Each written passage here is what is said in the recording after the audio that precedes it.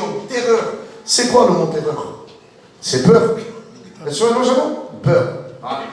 Alors, l'ennemi est vraiment très faible. Il ne veut pas que ta prière puisse monter au trône de la grâce. Dieu nous a donné à chacun d'entre nous un talent. Et Dieu nous donne à le faire valoir. Si un a reçu un, il doit apporter 2. Si l'autre a reçu 5, il doit apporter 10. Et ainsi de suite. Et on se souvient de, je ne sais pas si c'était des talents ou des mille-valets, un talent. Et lorsqu'il y en a un qui reçoit un talent, le maître va venir et va dire, combien cela a rapporté? Il va dire, non maître, j'ai eu peur et je l'ai enterré. Ce qui veut dire que la peur te paralyse.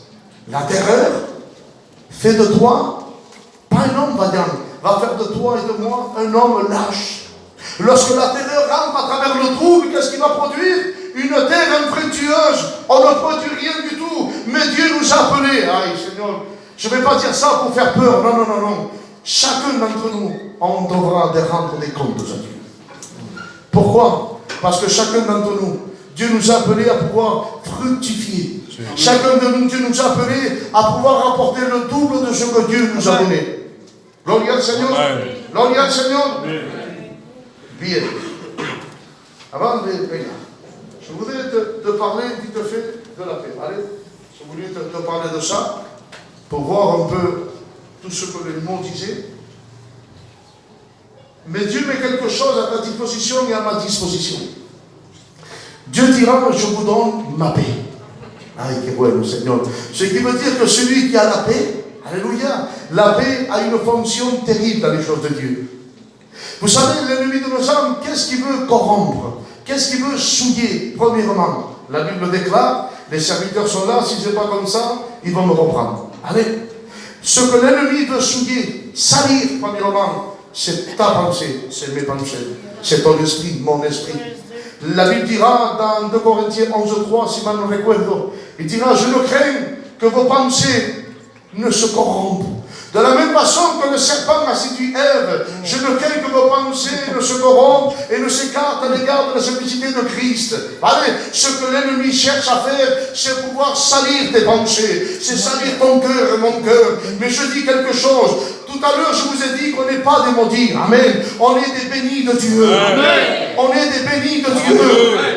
Et ton cœur, aussi bien que mon cœur, a été lavé du péché, a été lavé du monde. Ton cœur et mon cœur a été lavé par le sang de Jésus-Christ. Et vous savez quoi? Nos consciences, vos consciences, nos cœurs doivent être gardés dans la paix de Dieu. Amen. La paix de Dieu, dit, la Bible dira, gardera vos pensées et vos cœurs. Jésus.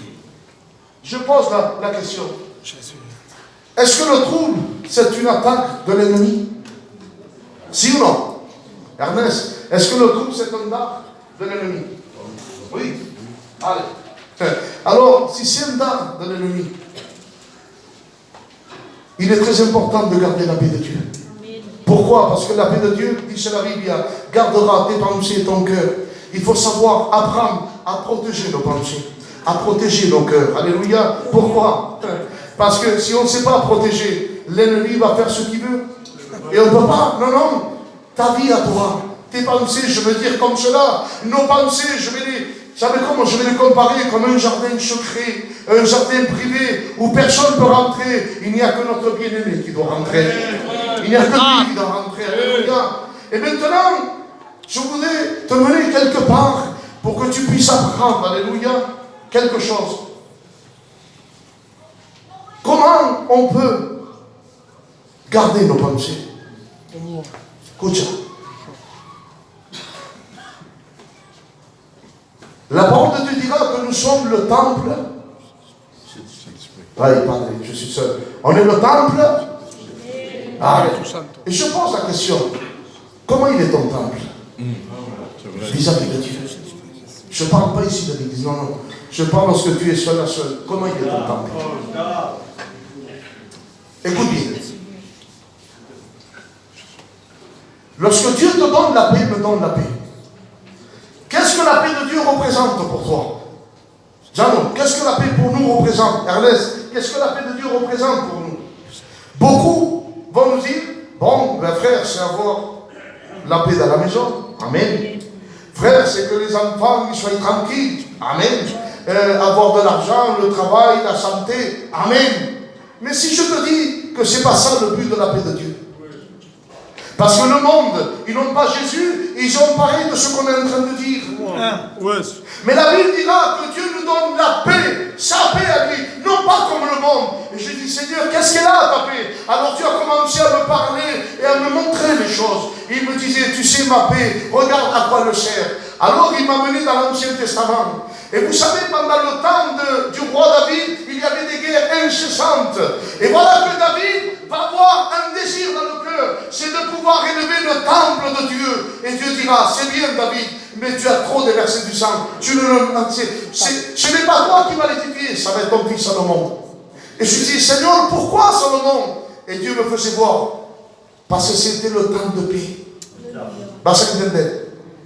David, il va s'approcher, il va dire à tous les hommes, venez, pendant toute ma vie, j'ai mis de l'or de côté, j'ai mis des pierres, j'ai mis ci, j'ai mis ça. On va tout mettre, on va édifier le temple de Dieu. Et les hommes qu'il y avait dans Israël, ils n'osaient pas faire un pas pour dire on va t'aider. Ils étaient tous comme ça. Et David va voir, il va dire, mais attendez, est-ce que Dieu n'a pas pris tous nos ennemis et les a mis sous la plante de nos pieds?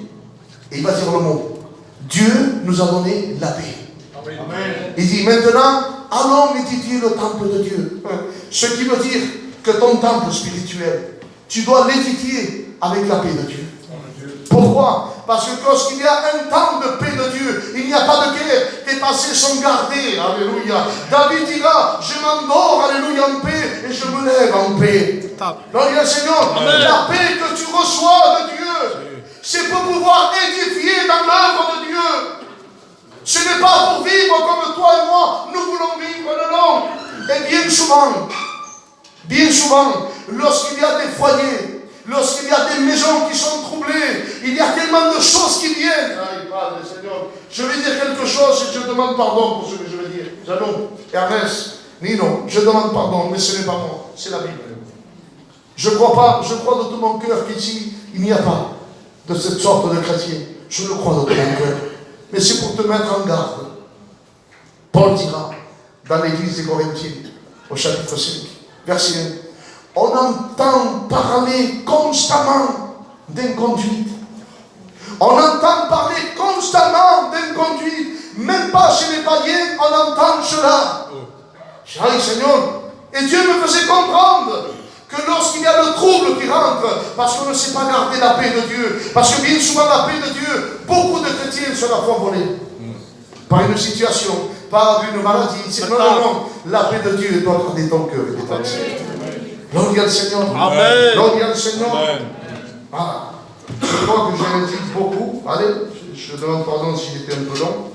Il y a beaucoup de tests, mais c'est comme ça, les serviteurs de Dieu. On prend beaucoup de tests et encore on va tout dire. Mais non, on ne dit pas tout. Allez, le plus important, c'est que Dieu est en train de te dire. Gloire à Dieu.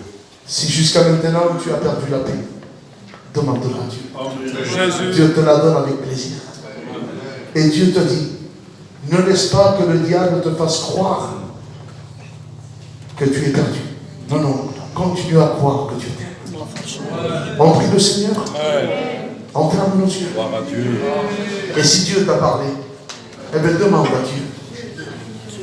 Si tu vois que jusqu'au jour d'aujourd'hui, tu as été troublé, aujourd'hui, Jésus peut dissiper ce trouble.